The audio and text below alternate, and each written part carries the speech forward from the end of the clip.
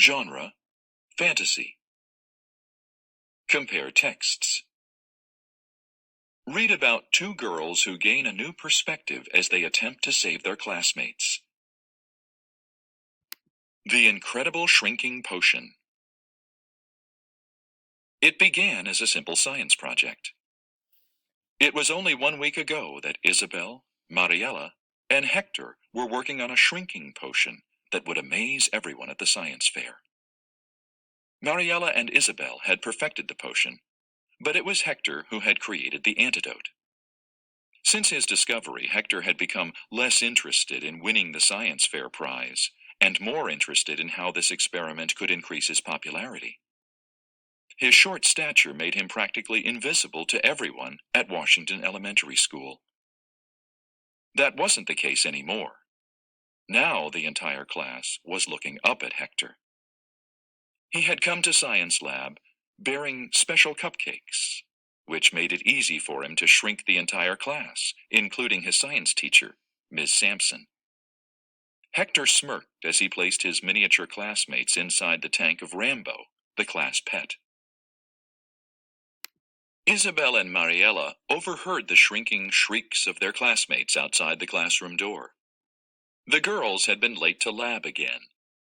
Upon peering inside, they quickly realized they had to do something. Mariella saw that Rambo, outfitted with a vest of tiny tubes, was sniffing merrily outside his tank. "Rambo has the antidote," Mariella whispered to Isabel. "We will have to shrink ourselves to sneak inside and get the antidote.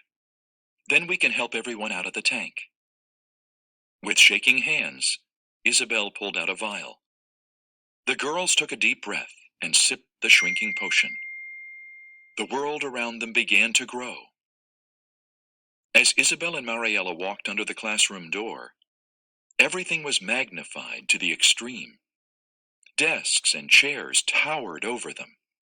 Even the complex details of each nut and screw became clear, as if viewed under a microscope. The girls made their way to the other side of the lab, dodging mountainous cupcake crumbs and wads of gooey gum. Next, they had to climb up onto the table without being seen. Isabel grabbed onto a wire plugged into an outlet. Hand over hand, she pulled herself forward on the sloped wire until she could see the back of the tank. Then, swinging like an Olympic gymnast, she launched herself onto the table. Isabel stepped along the gritty surface, avoiding wide wooden grooves that she had never noticed before. Feeling lighter than air, she realized that gravity worked very differently at her new size. To Mariella, it seemed a Herculean task to join Isabel on the tabletop. "How did you get up here?" Mariella whispered. "I'll fall if I try to jump." Isabel smiled. "Gravity doesn't work the same way when you're small. If you miss, you can walk up the side like an ant." Swinging with sweaty palms, Mariella launched herself with all of her might. The lack of gravity slowed her, and she felt herself starting to float gently down, down, down, just missing the table. Panicking, she lunged forward, using her legs to cling to the wooden leg. "You did it!"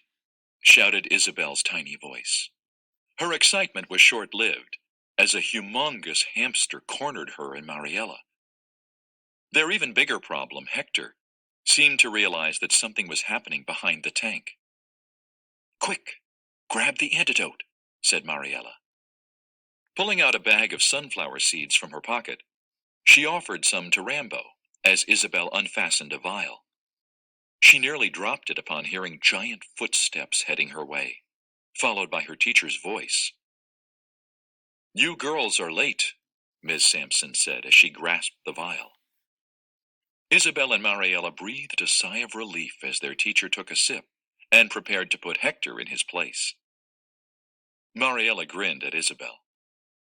"Think our science project will be a big hit after all this?" The tiny friends shared a huge laugh.